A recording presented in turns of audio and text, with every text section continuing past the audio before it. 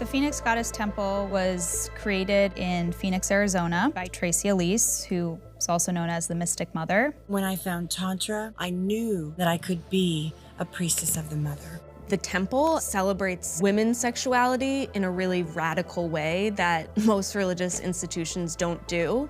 Got my crystal lingam to teach men how to bring this into service for the women in their life. Tracy was running what she believed was a place of worship. It's not about sex. That's a smokescreen. To others, this place was a brothel in disguise. Police accuse a church called the Phoenix Goddess Temple for running a house of prostitution masquerading as religion. This is a story about someone who believes that their spiritual practice involves sex. And what one person's willing to do to defend their beliefs. I've done nothing wrong and I've done nothing illegal. I have done my faith. Is this place a temple or a brothel? Is Tracy a priestess or a sex worker? We wanted to know what was really going on. My name is Leah Hennick. I'm the co-creator and co-host of the podcast Witnessed, Mystic Mother. I'm Katie Hennick. I'm the co-creator and co-host of the podcast, and Leah is my sister. So Leah had read this article about the Phoenix Goddess Temple in Phoenix, Arizona. I remember becoming really fascinated about the temple and about its founder, Tracy Elise. Hi, I'm Tracy Elise, Mystic Mother of the Phoenix Goddess Temple. Tracy calls the Goddess Temple a neo-tantric temple. Neo-tantra is an Americanized Western interpretation of Tantra. It focuses on the healing powers of sexual energy. Tracy had published a lot of videos on her YouTube page of her explaining certain things about the temple. Some people are confused and they will phone up and ask, do you do massage? We do not offer massage, we offer whole body healing.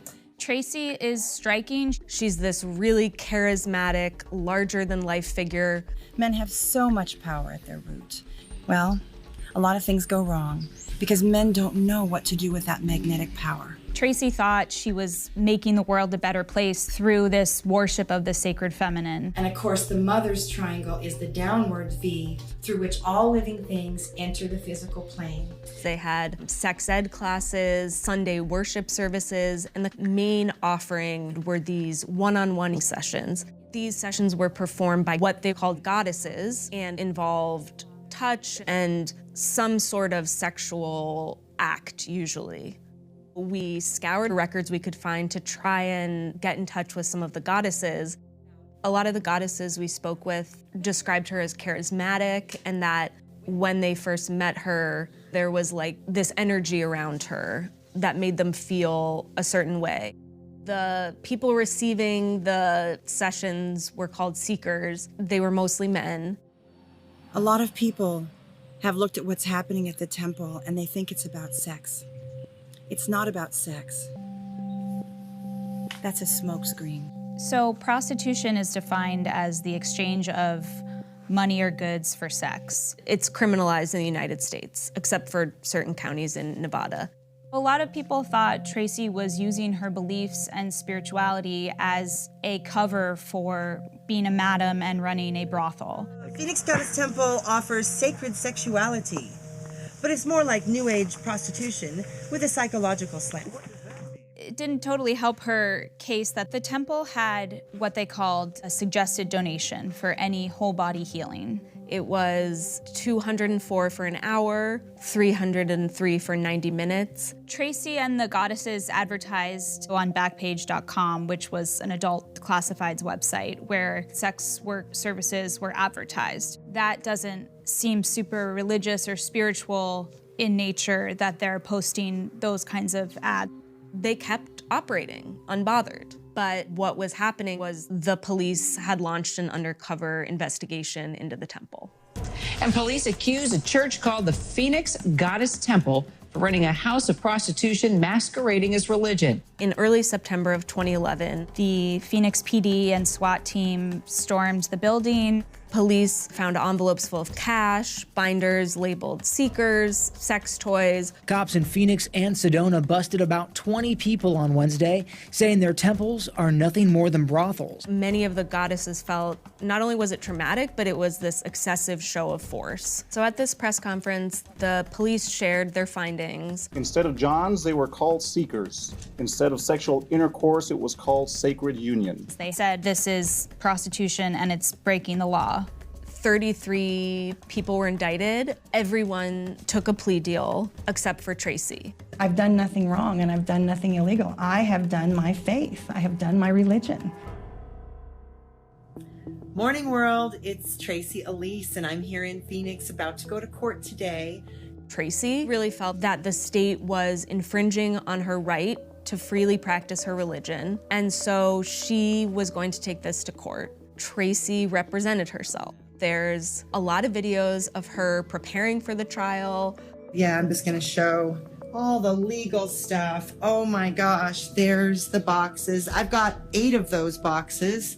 So the trial was 48 days long. Our team listened to almost all of that court audio. And we're going to demonstrate for you, ladies and gentlemen, that the Phoenix Goddess Temple was not a house of worship. It was a house of prostitution. The prosecution was trying to prove that money was being exchanged for sex. If it walks like a duck, quacks like a duck, and swims like a duck, it's probably a duck. I am not a prostitute. I am not a massage parlor lady. She wanted to take a stand for the goddess. 3 days in court in a row, just about fried my matrix, because everything is proof-based and none of it's based on the truth of your soul. This question came up a lot of who is the victim. Tracy maintained that all the women there were consenting adults, that there were no victims. The state was trying to prove that some of the goddesses had bad experiences at the temple and felt coerced or manipulated by Tracy.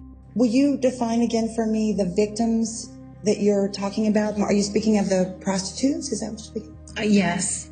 I like to refer to them as victims. There's this idea in our society when we talk about sex work that no one would choose to be a sex worker. You're forced or manipulated into becoming one. It's especially a paradox when the victim or the supposed victim is then criminalized. What we found was that for some women, this idea of a goddess temple, a place where sex was sacred and free of shame, was a dream fulfilled. And another woman we spoke with felt like they were coerced into doing whole body healing sessions. It's not simple, it's not black and white. Just into our newsroom, a guilty verdict in the so-called Goddess Temple trial. A jury finding Tracy Elise guilty on all 22 counts. Tracy was sentenced to 4.5 years in prison. There's a lot of questions that were brought up. Who decides when a religion is valid or not? And why is sex work criminalized? A lot of the women we talked to expressed that the most traumatic part of their involvement with the Phoenix Goddess Temple were their interactions with the police and the impacts of their criminal charges. Tracy was released from prison in 2019, and she continues to appeal her case. And she's still just as passionate about her beliefs. Goddess bless.